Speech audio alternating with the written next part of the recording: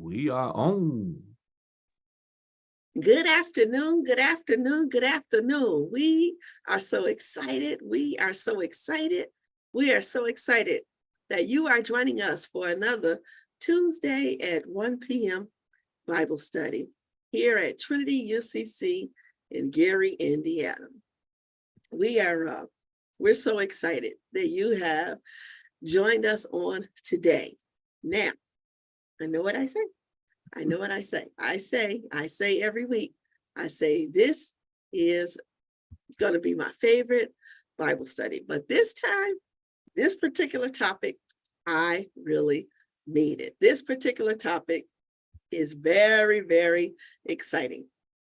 And I know what you're thinking. You're going to say, I say that every week, but seriously, this time I'm for real mean it. Look, family, we are in this amazing book by this amazing sister named Nidra Tawwab. That's right. Nidra Tawwab is a clinical psychologist. She is an African-American sister that in particular looks at clinical psychology through the lens of African-American issues.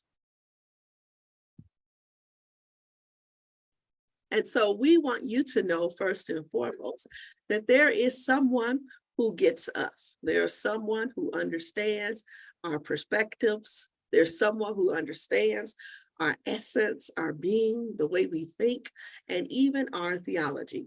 And there's a particular book that she penned recently entitled Set Boundaries, Find Peace.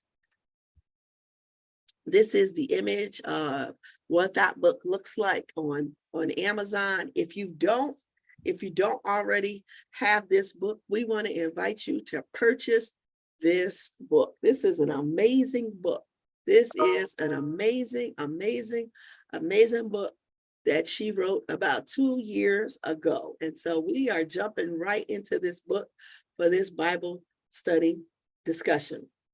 We want to also let you know, for those who already have this book, there's an even more amazing book that she's written that literally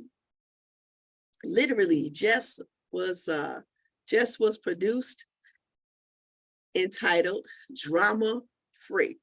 That's right. It officially came out last month in February.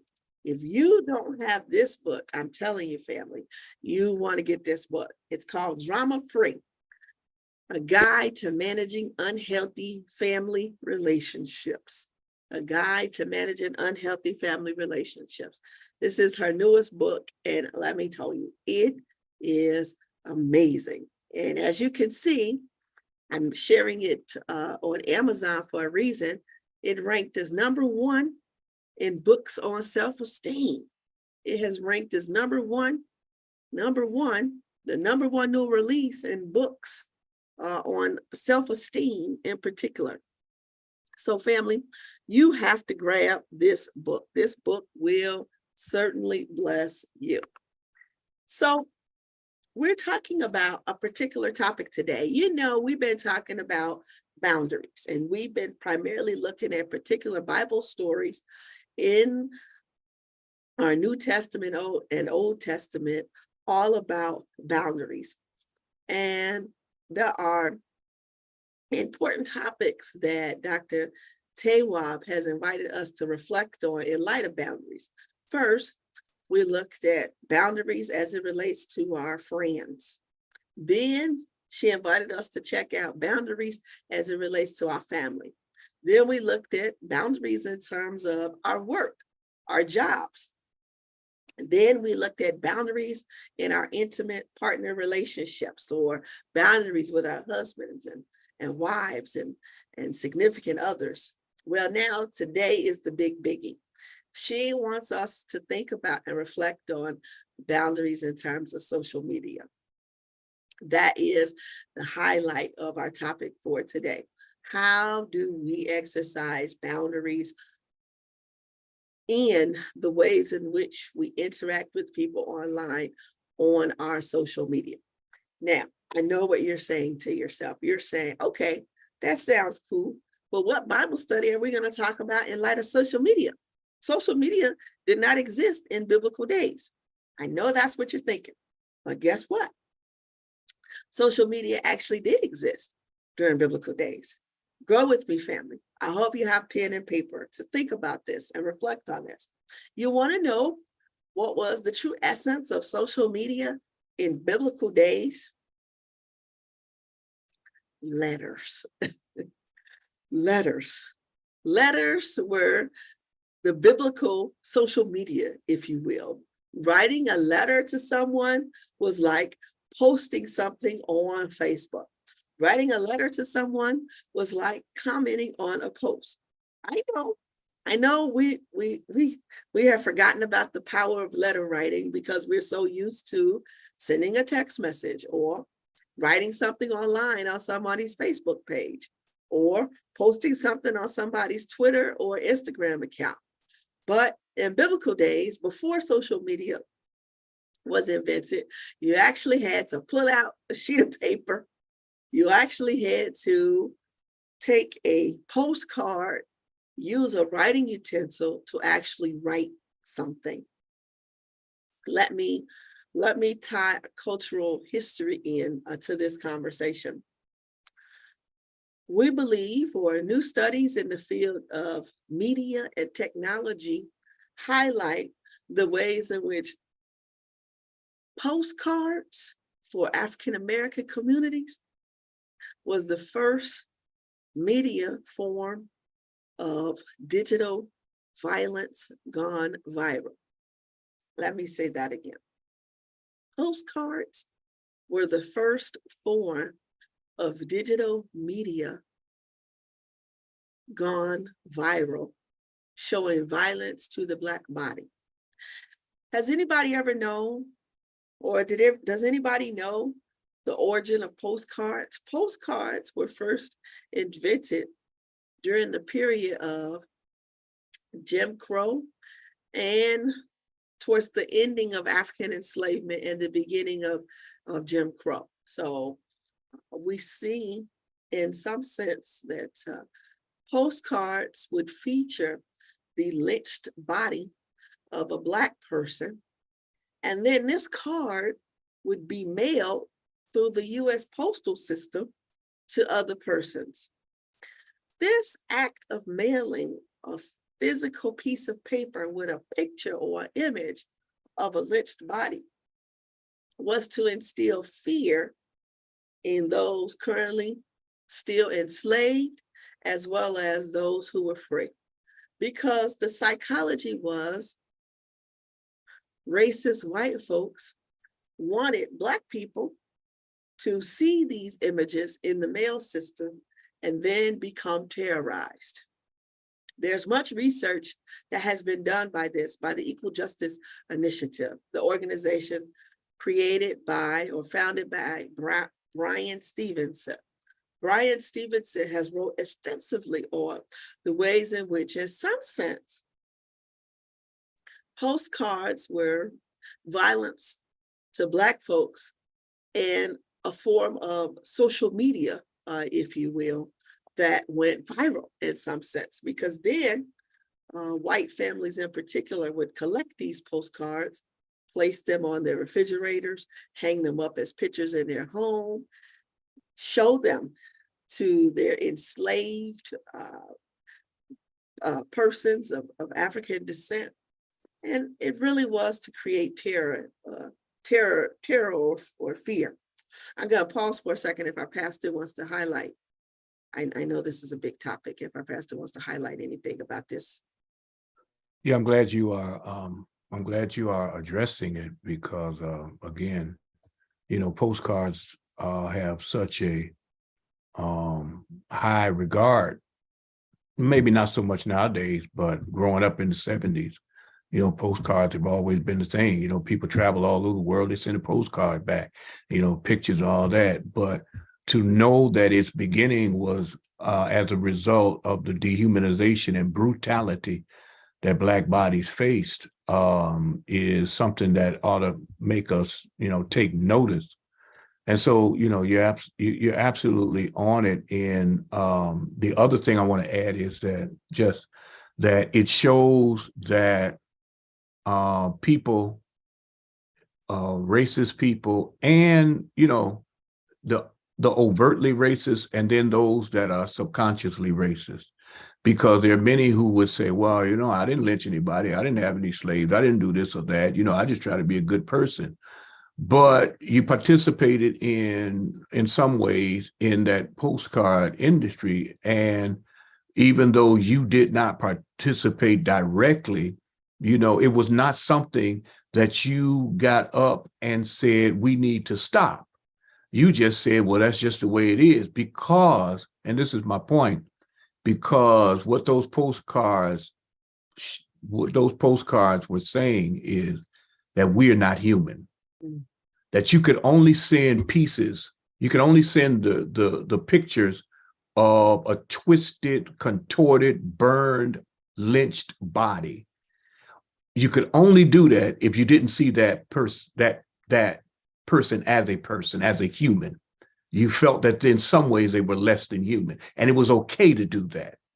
Because if it had been a white child or a white, individual, then you would have been all up in arms that this is going on. So, thank you for lifting it up. Yeah. No, you hit the nail on the head. Yes, this dehumanization of Black bodies. And in some sense, I am trying to connect the dots in research that I'm doing today, in some sense that, and Dr. Nidra Tawwab talks about this. What are the ways in which social media provides the same results? When we share violence to Black bodies, when we share videos of violence towards Black bodies, it is for the digital dehumanization of Black bodies, right? And how do we experience causing terror to people in digital space every time we share these videos? We're going to put a thumbprint right there on that for a moment, and we're going to talk more about that later on during our time together. But in some sense, the writing of letters was the first digital media during biblical days. And in particular,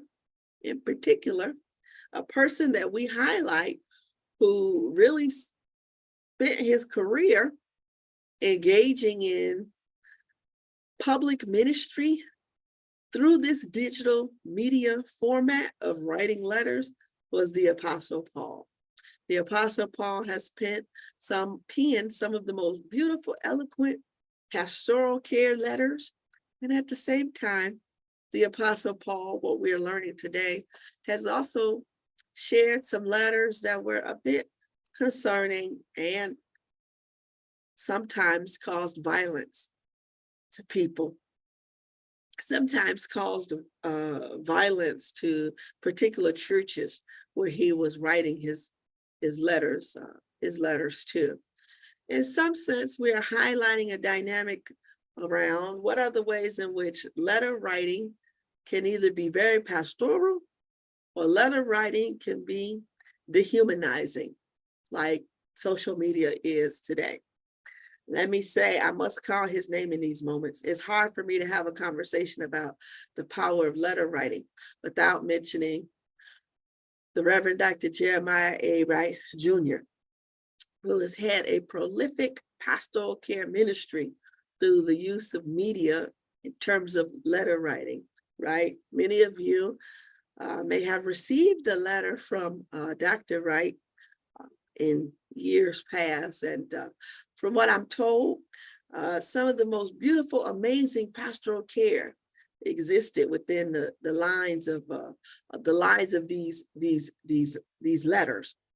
Such is true also when we think about Apostle Paul. However, on the flip side, we have to talk about the ways in which sometimes the letters that Apostle Paul wrote were also hurtful in some sense and were a form of digital violence during the biblical days. Also, In some sense, we also, if we were to do a deep dive into the epistles, learn that, and this is the highlight of our topic for today, letters that Apostle Paul would receive back from his proteges, his mentees, like Timothy, for example, or Titus. Sometimes these letters caused him psychological trauma. That's right. That's the focus for our day today. Dr. Nidra Tawab wants us to reflect on what are the ways in which digital media today can cause us psychological trauma. And I'm connecting the dots to, in some sense, engaging in letter writing and receiving letters often caused Apostle Paul trauma, mental health trauma in some sense. So there are particular scriptures that I want to highlight, and we can have some background information that we discuss after we read these scriptures. So we want to jump into 2 Corinthians. And there's 3 particular passages we want to turn your attention to in 2 Corinthians. There's 3 particular passages we want to lift up in 2 Corinthians. The first passage is 2 Corinthians chapter 1, verses 8 through 11. And then 2 Corinthians chapter 2, verse 12. And then 2 Corinthians chapter 2, verse 13.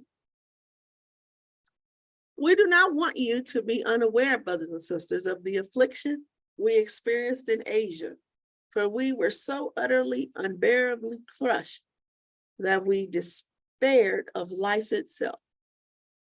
Indeed, we felt that we had received the sentence of death, so that we would rely not on ourselves, but on God who raises the dead. He who rescued us from so deadly a peril will continue to rescue us. On him, we have set our hope that he will rescue us again. Also, as you also join in helping us by your prayers, so that many will give thanks on our behalf for the blessing granted to us through the prayers of many. When I came to Troas to proclaim the good news of Christ, a door was opened for me in the Lord. But my mind could not rest because I did not find my brother Titus there. So I said farewell to them and went on to Macedonia. Let's give some background information to these 3 scriptures. I hope you have pen and paper and we're able to write these scriptures down. Let's talk for a second. As I shared, the proper or wonderful way digital media showed up during biblical days was through the act of writing letters, as I highlighted. And Apostle Paul, we bestow much honor to him in the ways in which he was the amazing man of God who really used this form of media during biblical days to accentuate his ministry, much like the ways in which many clergy today use social media to accentuate their ministry. This act of writing letters was a form of pastoral care, again, paralleling the ways in which social media sometimes is a wonderful form of pastoral care. In some sense, though, these 3 particular scriptures highlight what many researchers suggest is sadness and depression that Apostle Paul is experiencing at this stage in his ministry. Let me explain. Of all the epistles that the Apostle Paul wrote, it is believed that 2 Corinthians was his most difficult letter. 2 Corinthians speaks to his low self-esteem, his low self-confidence in his ministry, his questioning, his ministry, his doubt, his shame, his sadness. Second Corinthians speaks to his deep struggles in ministry, what caused him to toss and turn, and what caused him to wrestle. The church of Corinth, who Second Corinthians is based off, or the church that Apostle Paul is writing this letter to, was the most difficult church that Apostle Paul encountered during his ministry. So much so that he has to pen a second letter to them. This is why there's a First Corinthians and a Second Corinthians. It is believed theologically that the church of Corinth wrestled with just poor morals and ethics and values. What were their poor morals, ethics, and values? Many people believe they struggle with basic human decency. They struggle with how to treat their fellow neighbor. And so Paul found himself writing First Corinthians to basically teach them, this is how you treat each other. This is how you treat your fellow neighbor. This is how you treat your fellow church member. But for some reason, by the time Apostle Paul leaves the church of Corinth and goes to the church of Ephesus, he receives word that the church of Corinth is still acting up. The church of Ephesus was located in Asia. The church of Corinth was located in Europe, Greece to be exact. And so he's left Europe and he's still struggling with the ways in which many of the Europeans have been engaging in negative. I like that. I like that. Have been engaging in negative behaviors with each other. He says in some sense, we would learn later, the church of Corinth, these Europeans have entered into capitalism, where now they are taking from poor people. The rich are getting richer, the poor are getting poor, and the church of Corinth is participating in that. Also, we learn the church of Corinth is participating in immoral and unhealthy behaviors concerning eating. Like they are intentionally eating particular foods that are causing other brothers and sisters of the faith to stumble. They are also engaging in sexual immorality. They are having sex with people they're not supposed to be having sex with, right? And so Apostle Paul, as he leaves to go to the church of Ephesus, which is located in Asia, he receives word that the church of Corinth is still acting up. Oftentimes when he would write letters to churches, they would sort of straighten up, but not the church of Corinth. So we see after receiving a letter in response to his first letter, he receives a letter from leaders saying church of Corinth is still acting up, and he becomes depressed and down and out. We say that Second Corinthians, his second letter to the church of Corinth, is one that really shows, if you read it through the lens of mental illness, Second Corinthians really highlights Paul's mental health declining. It really highlights his mental health struggles. These three scriptures in particular that I shared speak to his poor mental health.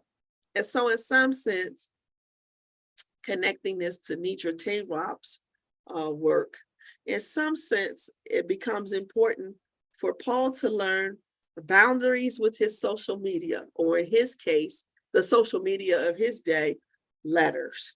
What would it have looked like? Let me ask a few reflective questions. What would it have looked like for Paul, Apostle Paul, to protect his mental health by not reading certain letters? In the same way that Dr. Nidra Tewab says, what are ways in which we can protect our mental health by not logging on to social media when we realize that social media is hurting our spirits? In what ways do we have to protect ourselves and our media outlets, whatever are the media outlets we lift up and hold on to, because of the ways in which certain media outlets hurt our mental health. Apostle Paul is an example of one who began to experience poor mental health because his spirit began to be vexed whenever he would receive responses from particular churches related to the letters he wrote. And the church of Corinth is the extreme, most volatile church that in some sense, leaders wrote a letter back to him, and it really, really, really hurt his spirit. And I pause there before I jump into strategies and interventions from Dr. Nidra Tawab. If our pastor or anybody would like to say something. Yeah, we don't have any comments so far, but also Corinth, folk in Corinth were using what they call spiritual gifts as a way to elevate themselves over others. So there were those who could speak in tongues, and they were saying, everybody else ain't nothing. You can't speak in tongues. I'm better than you. And they were engaging in, I know no churches today do this, but they were engaging in, raving about their favorite pastor, their favorite preacher. So, they had heard Apollos preach, and they heard some others preach. And so they were fighting over there. I know churches don't do that nowadays, but not today. They were hotbed. And this is the other part that I love. Paul is a Black African. He goes to these Europeans and he starts the churches, and they just start acting up, and the other part in Corinth, the folk wrote to him what people were saying about him, and they were saying, he's weak, he ain't all that tough, he can only write letters, he can't back up what he gonna say. And so they got pretty aggressive in this thing. So exactly, this was a troubling church that more than likely vexed his spirit, along with the beatings that he had to endure, the shipwrecks and all those other things that he had to endure. That takes a mental strain on folks. So yeah, thank you for listening. Most definitely. So something that we want to jump into today, using Apostle Paul and his receiving of letters as the backdrop, is what are the ways in which we protect ourselves and practice boundaries on social media?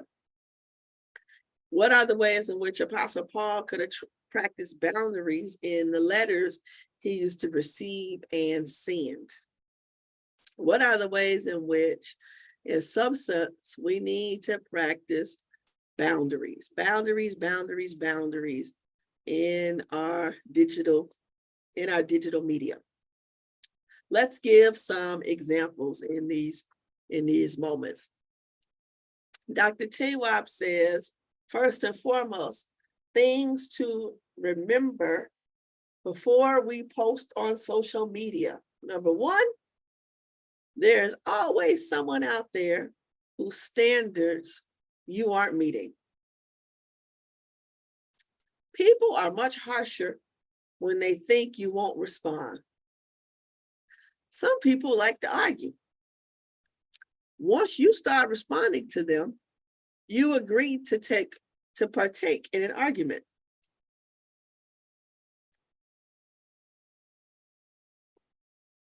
What people say about you is based on them, not you. You can't please everyone because everyone's needs are different. Explaining yourself over and over doesn't mean people will eventually get it.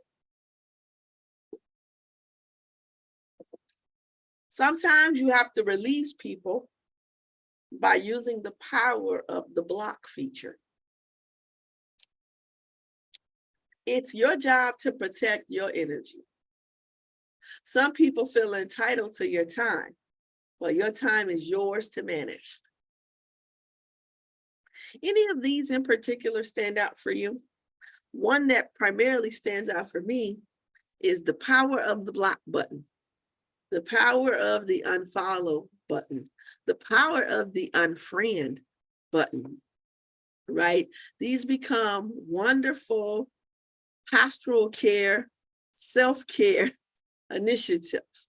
You can provide amazing self-care for yourself by simply clicking unfollow or block or unfriend for people who begin to upset your mental health and hurt you on social media today.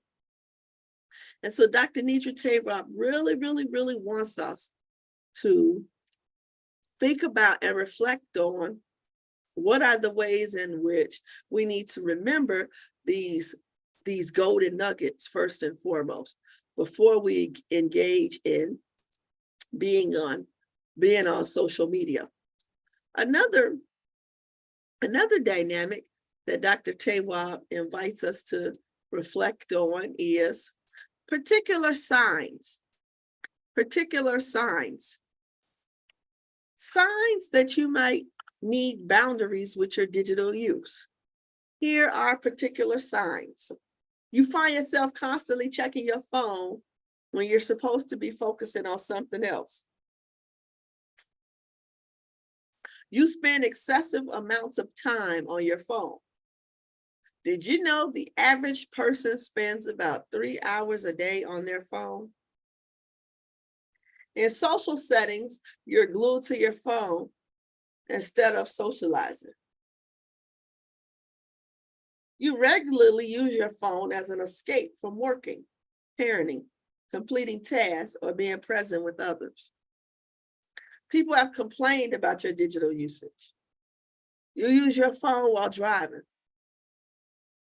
Your technology usage impacts your ability to function in other areas, such as in school, at work, or at home. Your technology usage hurts your mental or emotional health.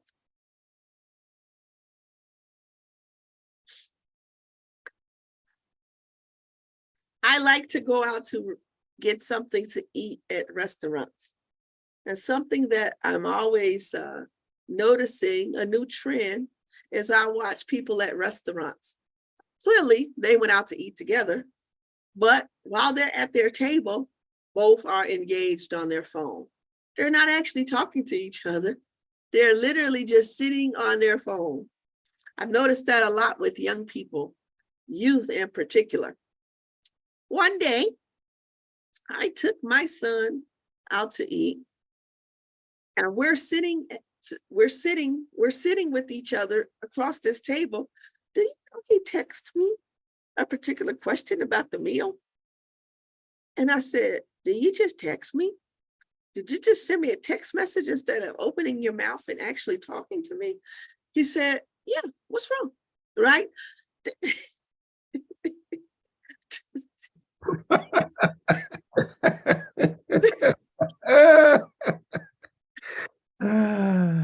Right?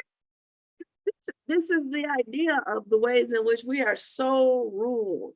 We are so ruled by our telephone. We are so ruled by our telephone. And these examples show us what are the ways in which we may have to exercise some boundaries in our digital usage. I wonder what it would have been like for Apostle Paul to exercise some boundaries in his letter writing. I wonder what his mental health would have been like had he exercised some boundaries during this time. Dr. Tayrob also wants us to spend some time grappling with how do we especially maintain boundaries in our social media usage when there's bad news on the horizon. How do we maintain boundaries, particularly around bad news that goes viral? She gives us some examples around how do we manage boundaries for the intake of bad news. Maybe we could turn off the news alerts on our phone. Maybe we could designate a specific time of day to watch or listen to the news intentionally. Maybe we will unfollow people who continuously post about tragedies or topics that impact our mood. I have a friend who owns a police scanner. Now, I don't know why he owns this police scanner. He's not a police officer.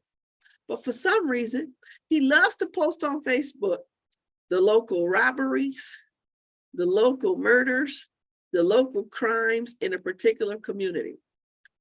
And I had to unfollow him because I said, you are disrupting my spirit every time you want to post about particular crime happening in certain parts of the city. But it's people who like to do that. Kindly tell people when you don't want to hear about specific news stories. When significant events happen in the world, it's okay to spend time temporarily away from the internet, TV, or social media. When significant events happen, how do we head over to our favorite streaming service and start a new TV series that has nothing to do with the particular event?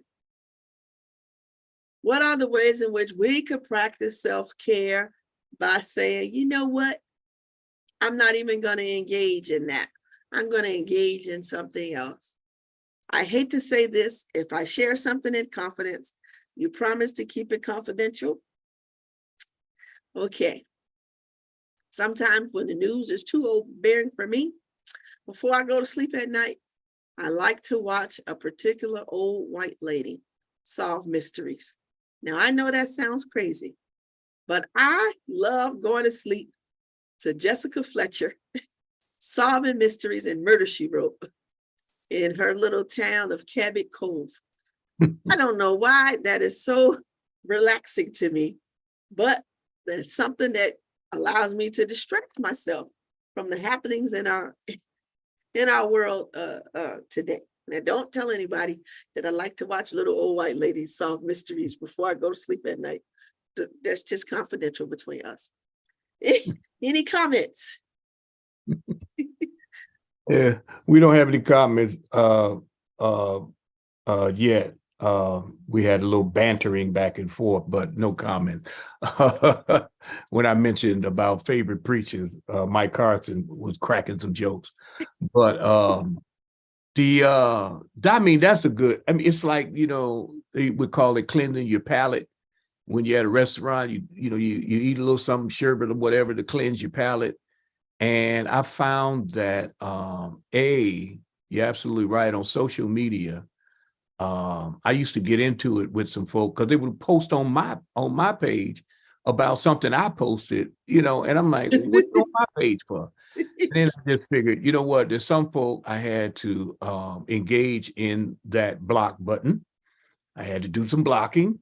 And then other folk I just had to just ignore, because some folk just look because they have nothing else to do. It shows, it shows that some people's lives are shallow. But the other thing is, I like to watch some violent stuff.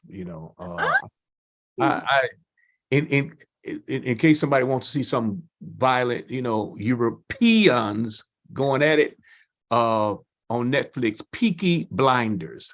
That is a violent show. Peaky Blinders. Yeah, Peaky, regular spelling for blinders. It's about these. I'm gonna check it out. Yeah. These they're really gypsies, but they're in early England, and it's just violent. There's some violent people.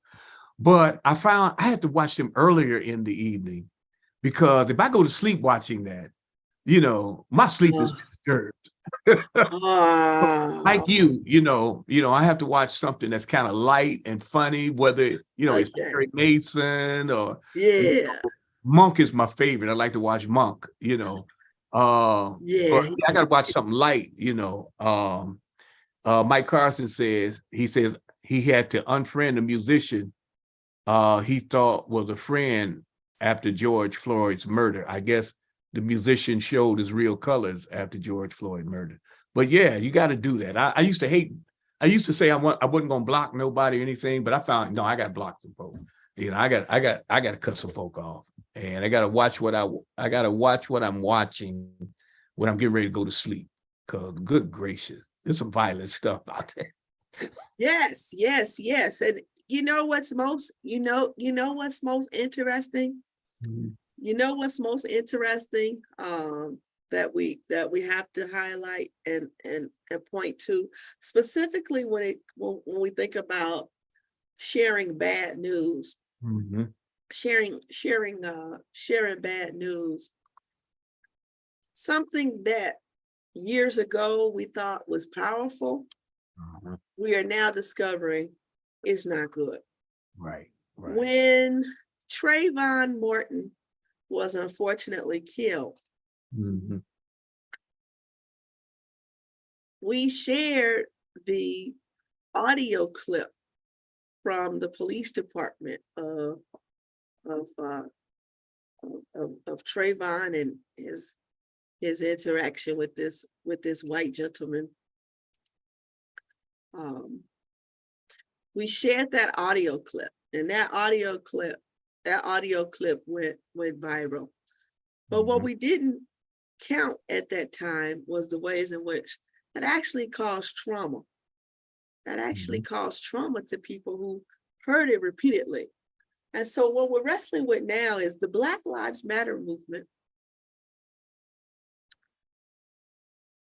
had its underpinnings in 2012 after the unfortunate killing of Trayvon Martin. And they really began to skyrocket after the unfortunate killing of Eric Garner. But what we didn't account for was the constant sharing Mhm. of the killing of Eric Garner in New York, the constant sharing of that video of the police choking him to death and him taking his last breath. In the one sense, the founders of the Black Lives Matter movement thought we need to use social media in a positive light to show violence to Black bodies so that action and justice can occur. And they were thinking along the lines of what the way Martin Luther King during the civil rights movement used television. Mhm. During the civil rights movement, Martin Luther King used cameras and television media to show Black people during the civil rights movement being hosed down by and being having dogs sicked on them and Mhm. biting them. That was a way to shock the world and to spearhead change and justice in particular. But what we didn't account for is what are the ways in which, when I see a video of Eric Garner taking his final breath, or when I see a video of George Floyd taking his final breath and specifically calling for his mom, Mhm. what Mhm. are the ways in which that causes racial trauma? What are the ways in which that causes racial trauma? And so we really, really, really have to take that into consideration. Every time you watch a video of violence to a Black person, there's something that happens in your body. You, There's you something that happens in your body. you know, Oh, I'm sorry. I hate to interrupt, but I don't want you to leave this point because when 91101 happened, the planes going into the towers, they looped it for, a few weeks, right? And then psychiatrists and psychologists started saying, no, stop it. You're traumatizing the people. Now, this was traumatizing to white America. And Wow. so they said, stop it. And if you notice, since then, you don't see when they give a report on 911, they don't show you no more the plane going into the building because it was traumatizing to white people. And so your point is so on point that again, it's okay to loop these things for Black folk because they know it's traumatizing, Wow. right? Wow. Because they know it's traumatizing. Wow. So Wow. I just wanted to make that point. No, that I didn't, you know what? That is so powerful. Yes, I had forgot all about that. Thank you so much, because that's going in my research. No, that's so powerful. Yes, yes. That is so powerful. And so now we're grappling with the ways in which, since George Floyd was killed in 2020. There's a new term called racial trauma that was invented by a psychologist by the name of Monica Williams. And now this term is being recognized as a real trauma that's caused PTSD in the DSM-5, where Monica Williams suggests every time you watch a video go viral on Facebook of a racist event, every time you watch this causes a negative, this racist event causes a negative traumatic reaction. You will experience shock, disbelief, fear, shame, humiliation, and confusion. Then you experience a cluster of symptoms like re-experiencing intrusive thoughts, memories, nightmares, flashbacks, distress. You also experience avoidance or negative mood cognitions. You also experience physiological arousal in some sense. And so Dr. Nidra Tawwab wants us to connect the dots and say, this is what happens every time you watch a video of violence about a negative event, particularly something that's bad news. Every time you watch a video of violence, we thought it was good that we were somehow, in some sense, sharing about oppression so that actions and justice would take hold. But we're also now grappling with, maybe this wasn't a good idea. Maybe this really wasn't a good idea after all. What are the ways in which we've really caused like PTSD? And think about that. Think about that every time you watch the video, and think about that every time you decide to share a video of violence. What would it be like to say, I'm not going to share violence? I'm just not going to share any act of violence. I'm not going to do it. What would it be like to really highlight? What would it be like to really highlight that?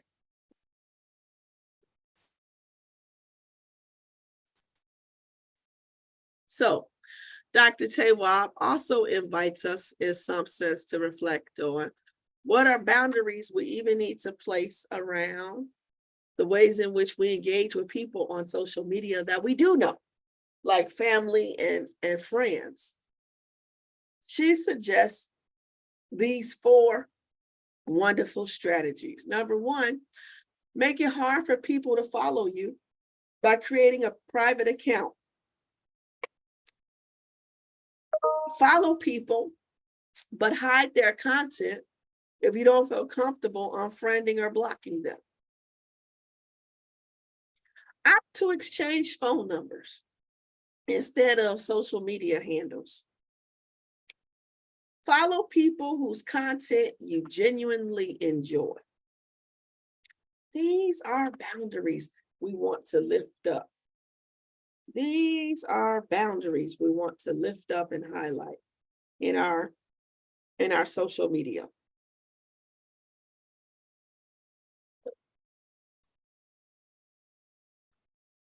Last but not least, Dr. Tawwab asks us to think about or reflect on a particular exercise.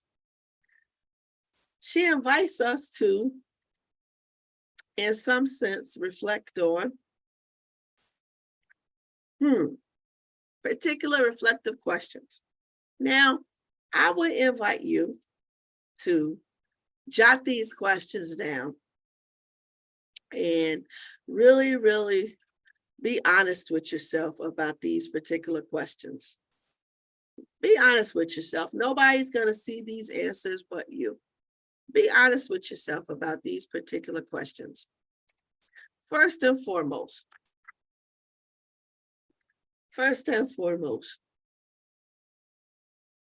how many hours do you spend using technology? How many hours do you spend using technology? If you really think about it, when was the last time you went a whole day without logging on to Facebook?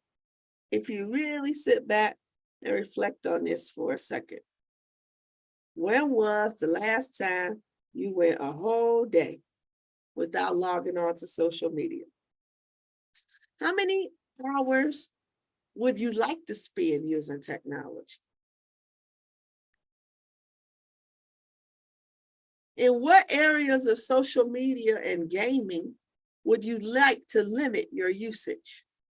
So now we've been spending a lot of time today talking about social media, but food for thought also to reflect on is games we play on our phones. Dr. Tawab says we have to also jump into that conversation. That's another conversation for another time, right? She invites us to reflect on or think about what are the ways in which our usage around particular games and gaming is unhealthy. In what areas, or when you feel yourself mindlessly using technology, what do you feel? When you find yourself mindlessly using technology, what do you feel? What's happening for you when you're mindlessly using technology? Oftentimes, what we don't want to talk about is mindlessly using technology is often a form of escape. It's often a form of escape. So then we'd have to reflect on the deeper reflective question: what are we trying to escape from? What are we trying to escape from? Why not address that which we are trying to escape from so that we don't have to escape from it? If that makes sense. Mm-hmm. And last but not least, what healthy habits would you like to implement instead of consuming technology? What healthy habits would you like to implement instead of consuming technology?